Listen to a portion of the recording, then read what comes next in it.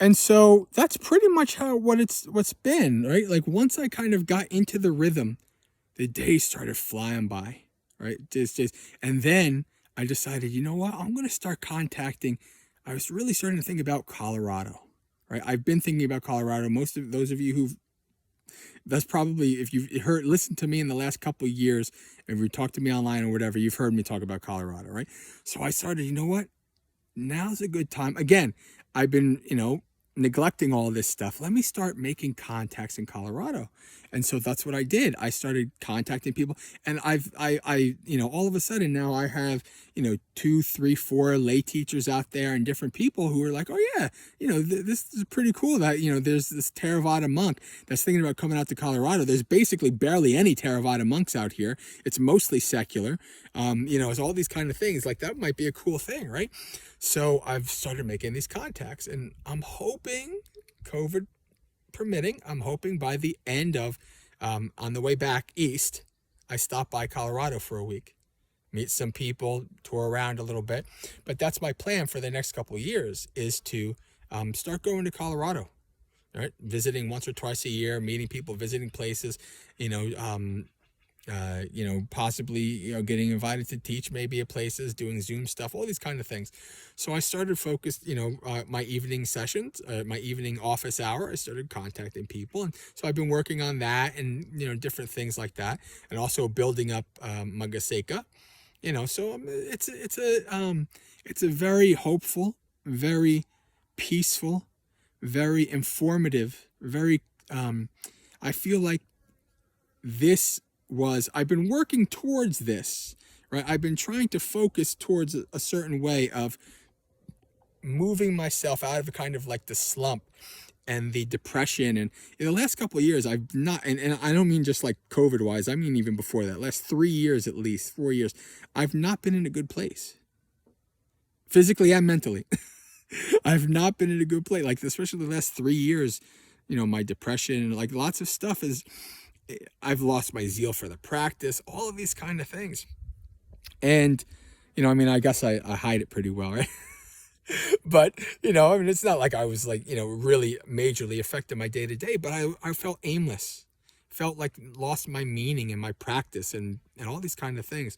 And I'm gaining all that back now, right? The last year, 2 years, slowly, like a big ship, like a freighter on the ocean that takes like miles and miles and hours to turn around. That's what I've been doing, right? And this is kind of like the culmination of that, in a way, being here, right? Like I feel I'm starting to get the zeal back again. I'm starting to get the meaning and the purpose back again, right? And again, I've been doing that slowly. It's been happening.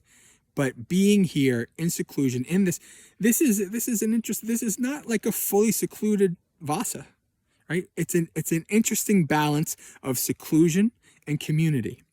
This is what I told IIT. It's like what I need most right now.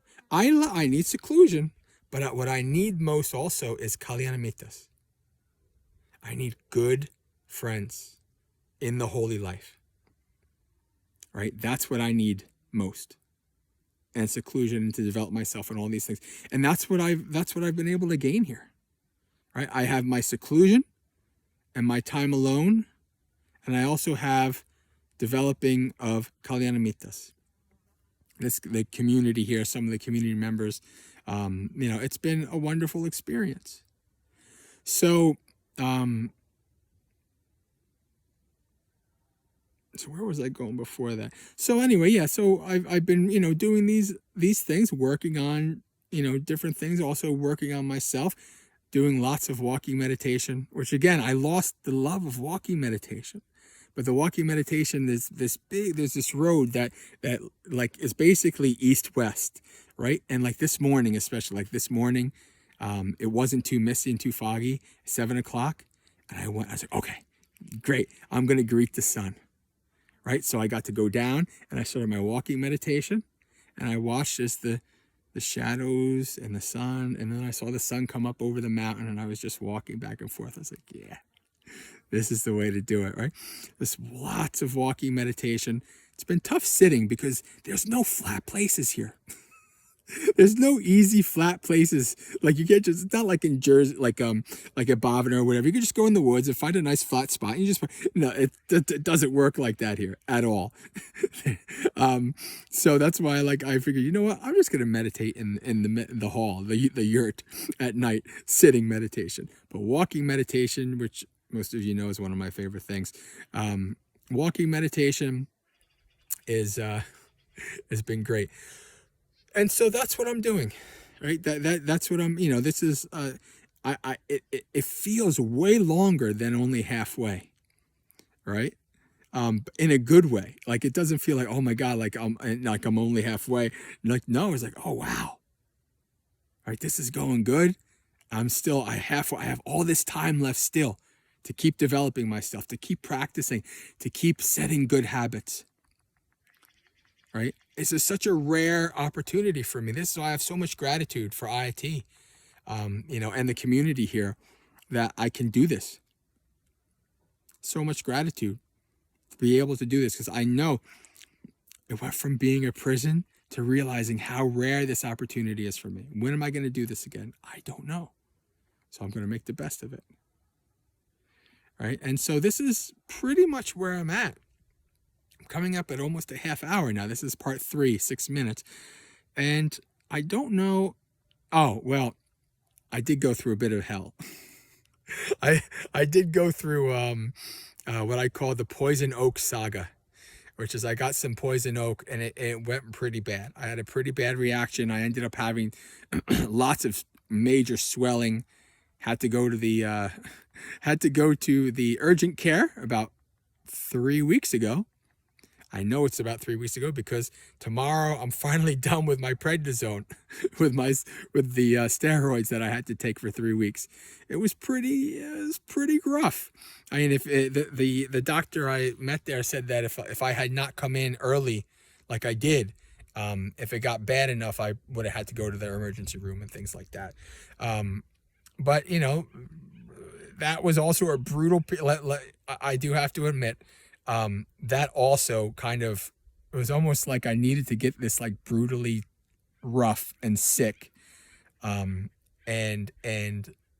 itching and swelling. And I mean, like, I've had poison ivy many times working, doing landscaping, working, nothing like this. This was just crazy. And it was pretty brutal. And when things started, getting back to normal, man, I felt gratitude for health. I was like, oh God, this is amazing. I'm almost normal. And I still have some side effects. I have some side effects from the medication that I'm working on and stuff. So I'm not quite normal even 3 weeks later. But it took me about a week and a half on the prednisone. I started feeling like I can think again. My mind is clearer. Like, things are normal, these kind of things. And so that was basically a good chunk of August. But even still, still having, these peaceful times and, trying to develop myself and things like that. And so here we come to September 5th. We have something I'm very excited for. I get to observe a 4 bhikkhuni ordination in about 2 weeks. It's going to be cool. All right, we have 2 bhikkhunis from Germany, or 2 seminaries from Germany, 1 from Thailand, and 1 local. And they are all going to be ordained, right? And there's also going to be a couple anagarikas who become samaneris. So this is also another rare, wonderful experience. When am I going to be able to see this? Probably not for a long time. I want to eventually, if I become senior and I ordain people, I definitely want to ordain bhikkhunis. But for me, this is a first. My first bhikkhuni ordination was, of course, Ayasoma, Empty Cloud, last year. And now I get to see 4 at the same time. Well, 2 and 2. Vinaya rules. But so that's where we're at. And I think that's good. I think that pretty much covers the gist of of my 50 days. And so this is what I realized, actually. I counted the days, and I'm technically going to be here if the schedule holds when I leave. October 22nd is probably when I'm going to be out. I'm probably going to be here almost exactly 100 days. So I think by Thursday, excuse me, I'm going to upload these on Wednesday, the 8th. It's a couple days before, obviously. But by the time I upload these, I'll be here 50 days in this tent. I got another 50, so I'll be here 100 days at Raven Mist, which I think is what I'm going to name the Mugaseka.com article once I get it done. Yep, I think that pretty much covers it all for now. All right, friends, until next time, Sukihotu, may you be happy, practice well, and be well. I'll be here hanging out in my cool campsite. This is my sign, my Raven Mist sign with my raven feather. I don't know if you can even see it, but I'll be here hanging out on my site for another 50 days at least. And then hopefully after that, go visit Aya Santusika, Aya Chittananda at Karuna Buddhist Vihara. Then hopefully Abhayagiri, waiting on Abhayagiri in a couple of weeks to get back to me to see if I can hit up Abhayagiri. And then we'll see what happens after that. I have no plane ticket home, so I don't know when I'm coming home yet. Probably end of November, beginning of December. Depends on COVID. COVID's ramping up. I hear whispers of this Delta thing. But I'm trying to remain as away from society as possible right now. Okay, friends, until next time.